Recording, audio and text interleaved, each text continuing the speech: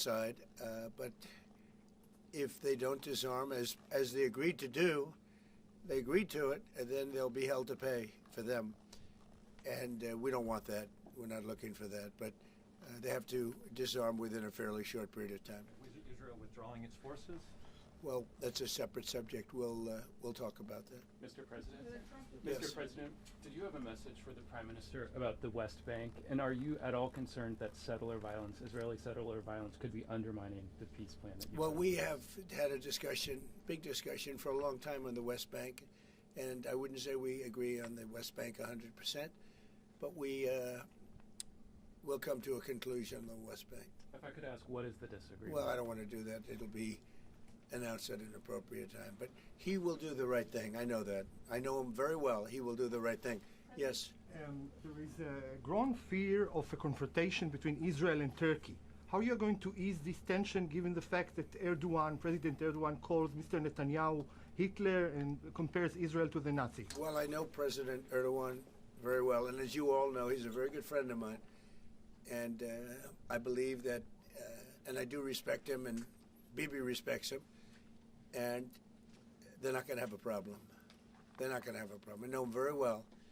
And you've seen me do things with President Erdogan and Turkey that nobody else could have done. We're not going to have a problem.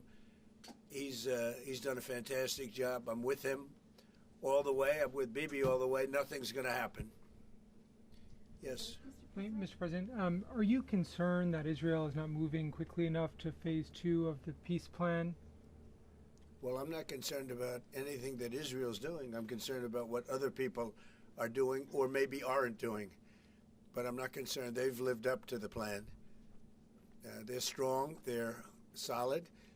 And sometimes they don't understand when somebody violates something that you want to give them a second chance. Well, we'll give them a couple of second chances. But no, Israel's lived up to the plan 100%. Don't forget, we made the plan possible by taking out Iran. And speaking of Iran, I hope they're not trying to build up again, because if they are, we're going to have no choice but very quickly to eradicate that buildup. So I hope Iran is not trying to build up, as I've been reading that they're building up weapons and other things. And if they are, they're not using the sites that we obliterated, but they're using possibly different sites. We know exactly where they're going, what they're doing, and I hope they're not doing it because we don't want to waste the fuel on a B-2. It's a 37-hour trip both ways. I don't want to waste a lot of fuel. Okay? Mr. President Trump, just what are your last remarks regarding the pardon request of Prime Minister Netanyahu? Herzog office told us that you have not talked after the official request of Prime Minister Netanyahu pardon. Can you clarify to us? Did you talk Which about request are you talking about? with the President Herzog, the Israeli President Herzog? Did you talk with him directly? President Erdogan? Herzog. The Israeli So President you're talking about pardon? Yeah. Oh, well, you got to say that. No, I think he's going to be in great shape. He's a wartime prime minister at the highest level. He's achieved tremendous success. And I'll say it, if you had 8 out of 10 prime ministers in his position right now, or before right now, maybe, you wouldn't have Israel any longer. Israel would not exist. I'd say two of them would, and 8 of them wouldn't. Those are not good odds. You needed a very special man to really carry through and really help Israel through this horrible jam. These are major factions, and it started with our negotiation with Iran. I think it probably started with Soleimani. That was really where you mentioned that today, which started with Soleimani. Bad guy, doing bad things, hurting a lot of people, killing American soldiers and other soldiers. But it started right there, would probably be the starting point. And then from that point forward, but you have a wartime prime minister at the highest level. There could be other wartime prime ministers, but they'd lose. He won. And I think the people of Israel appreciate it. I think a lot of the people in the world appreciate it, actually. And because of that victory, we were able to get peace in the Middle East. If you had a different kind of a personality, if you had a weak person or a stupid person, and there are plenty of both of them, you would not have had success, and you might not have Israel. And you report for Israel. I know you're very proud of it, and you do a great job. You might not have a job because there might not be an Israel right now if you had a different prime minister. That's a big statement, but to me, it's a very simple statement to make. I'm looking at Pete Hegseth, and he's sort of nodding. If they don't have a strong prime minister, Pete, you might not have Israel today. I think he'll go down in the record books. And, you know, I was a big help. I'll be honest with you, big help. Somebody said in the room, if you don't have Trump, you needed a proper combination of everything. And if you didn't have that combination, which they had, you would not have an existing Israel right now. And the people of Israel know it. That's why they like me, and it's why they actually like him. He's got a little bit of a love-hate more than I do over there. But you know what? Even the haters have a lot of respect for him. There's a lot of jealousy about him. A lot of jealousy. Jealousy is a bad word. But I believe you would not have Israel right now. So it's a big deal. Yeah, please. Mr. President, a recent poll showed that as half of Gazans would be willing to leave the Gaza Strip if afforded the opportunity to do so. Back in February, you said that all Gazans should be I heard that number today. Half of Gaza would leave. I've always said it. I said if they were given the opportunity to live in a better climate, they would move. They're there because they sort of have to be. I think it would be a great opportunity. But let's see if that opportunity presents itself. But we're helping the people of Gaza a lot. So is Israel, by the way. So we'll see what happens. But I saw that there was a poll. It was actually more than half the people would leave if they were given the opportunity. And I've been saying that for a long time. To me, it was common sense. So it's interesting. Why wouldn't countries accept them? Look, let's not talk about it because we don't want the controversy. Right now, we're helping Gaza. But if they were given the opportunity, I think even higher than that, the group that did the poll is usually, I call them negative pollsters. You have a lot of them. And yet this poll was, I think, very accurate, other than it would be more than half the people if given the opportunity. But they haven't been given that opportunity. So we'll see what happens. Mr. President, did you reach a point of understanding regarding Syria? We do have an understanding regarding Syria. Now, with Syria, you know, your new president, I respect him. He's a very strong guy, and that's what you need in Syria. You can't put a choir boy. You can't put somebody that's a perfect person. Everything's nice, no problems in life. You have the opposite there. He's a strong guy. We get along with him great. I can't ask for any more. He's been with us all the way. We had that mishap with ISIS, and he was with us all the way. He was fighting us. You know, he was fighting them. So I hope Israel, I'm sure that Israel and him will get along. I will try and make it so that they do get along. I think they will. Bibi, do you have anything to say about that? Yeah, well, our interest is to have a peaceful border with Syria. Our interest is to have, and we openly say it, we want to make sure that the border area right next to our border is safe. We don't have terrorists, we don't have attacks, and we also want to secure our Druze friends. And by the way, I think not only the Druze, but other minorities, especially the Christians, should be protected as well in Syria and throughout the Middle East and in Nigeria. In your efforts, we back completely because Christian communities are beleaguered around the world and especially in the Middle East, but in parts of Africa too. And we stand for the same thing. And don't forget, it was President Erdogan that helped very much get rid of a very bad ruler of Syria. That was President Erdogan. And he never wanted the credit for it, but he really gets a lot of credit. Bibi agrees with that. I agree with it. I mean, I know it.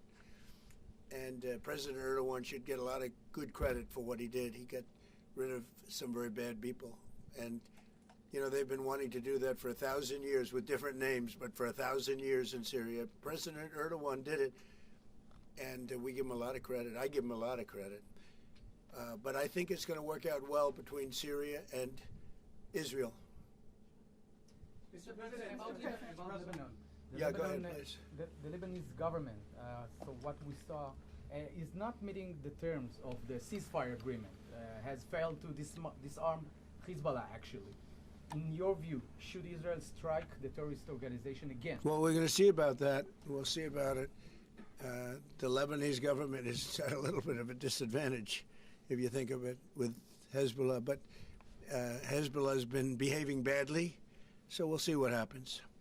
Mr. President, on China. How close are we to another operation of Israel in Iran? You said before the meeting with Netanyahu that you are in support of Israel if the ballistic missile project will take on, and also the nuclear weapon. But after the meeting, after what you know from the intelligence, how close are we to another war with Iran? Well, I don't want to say that, but Iran may be behaving badly. It hasn't been confirmed, but if it's confirmed, look, they know the consequences. You know, consequences will be very powerful, maybe more powerful than the last time. Yeah. And Iran should have made a deal the last time. I gave them the option. I said, you can make a deal. Do it. I told them, do it. And they didn't believe me. Now they believe me. Do you have evidence that Iran is behaving badly, and what do you mean by that? This is just what we hear. But usually, where there's smoke, there's fire. Have you heard the expression? But what do you mean related to the nuclear Well, capabilities? no, I'm hearing that they're not nuclear yet, but maybe nuclear too. The sites were obliterated, but they're looking at other sites. That's what I've heard. They're Do you have looking. intelligence So it'll about it? take a long time. They're not going to go back to where they were, but they have other places they can go. And if they're doing that, they're making a big mistake. Yeah, please. There's no reason for them to do it. Mr. President, is the United States currently open to engaging in bilateral discussions with Tehran? We're hearing reports from numerous countries that there may be some discussions. Is that something you would support, or Yeah, something that is I would. happening? You Sure. would support that? I would, yes. Right now. Thank you, sir. I have been, by the way, before the war, I would support that. I said to him, Bibi, I said, let's negotiate. And they didn't believe what was going to happen would happen. Yes, ma'am. On China, so China's been doing naval exercises basically to test encircling Taiwan. Can you explain to us what your knowledge is of that? What do you think about that? Have you had any discussions with China Well, I have a about great that? relationship with President Xi, and he hasn't told me anything about it. I certainly have seen it, but he hasn't told me anything about it, and I don't believe he's going to be doing it. Does it worry you? No, nothing worries me. But Nothing. you said where there's smoke, there's fire, right? So if Yeah. you're encircled, if you're doing naval exercises and air exercises, I've been doing naval exercises for 20 years in that area.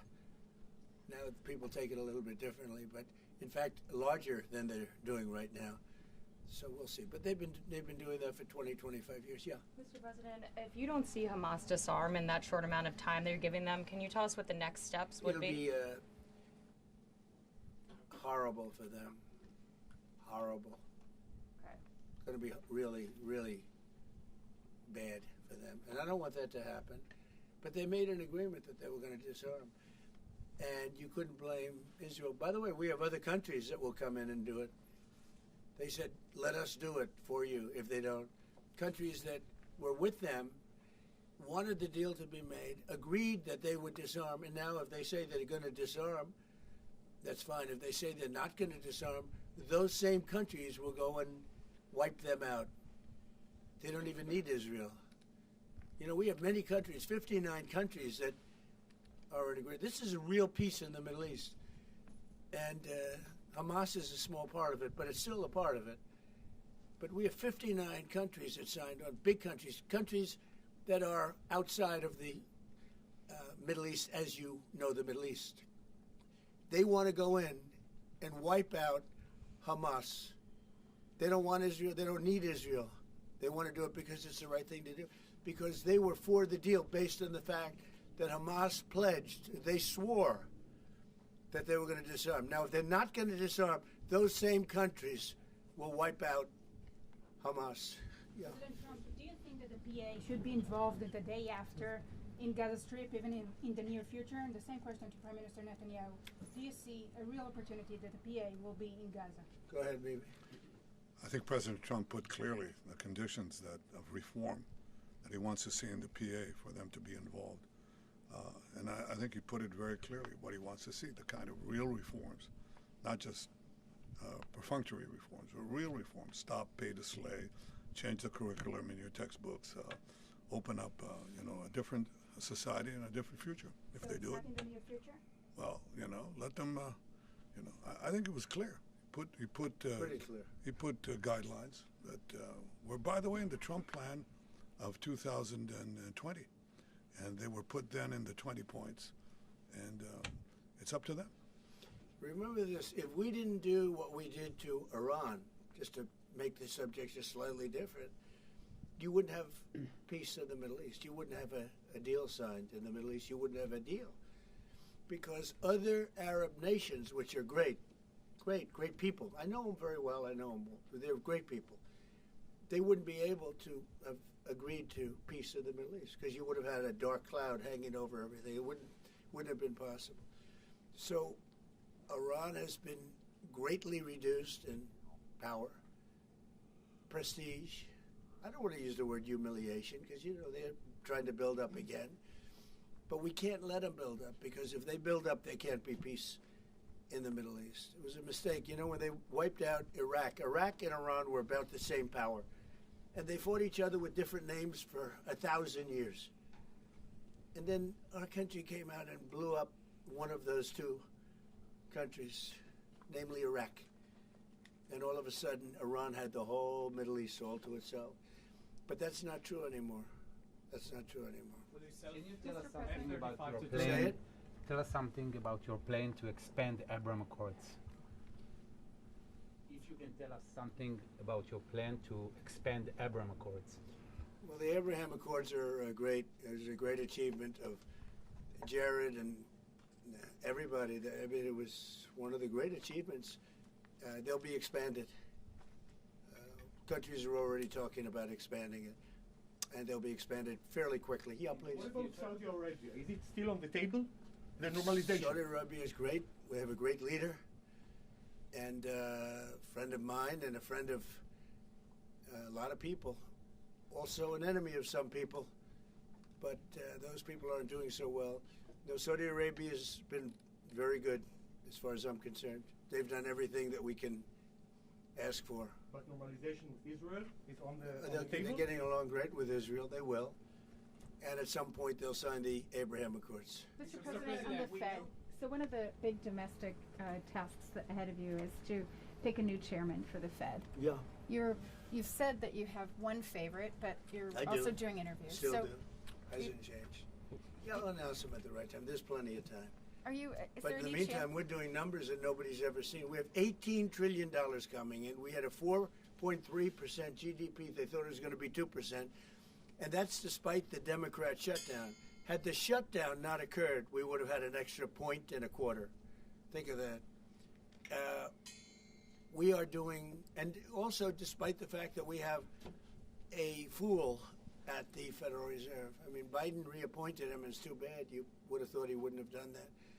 But he's an absolute fool who's building a new Federal Reserve, or he's doing a renovation of a building. Maybe he's up to $4.1 billion to do a renovation of a few very small buildings. It's the highest price in the history of construction. He's spending more money than any building has ever spent per square foot on the renovation of, as an example, I'm doing a magnificent, big, beautiful ballroom that the country has wanted, the White House has wanted for 150 years. It's a massive job, and it's a tiny fraction of that number. And we're under budget and ahead of schedule. Now, it's bigger than I told you.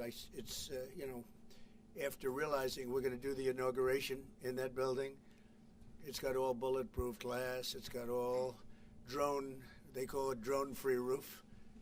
So drones won't touch it. It's a big, beautiful, safe building. But it's a big project. For a tiny fraction of that, we're under budget and ahead of schedule. And they've wanted it for 150 years.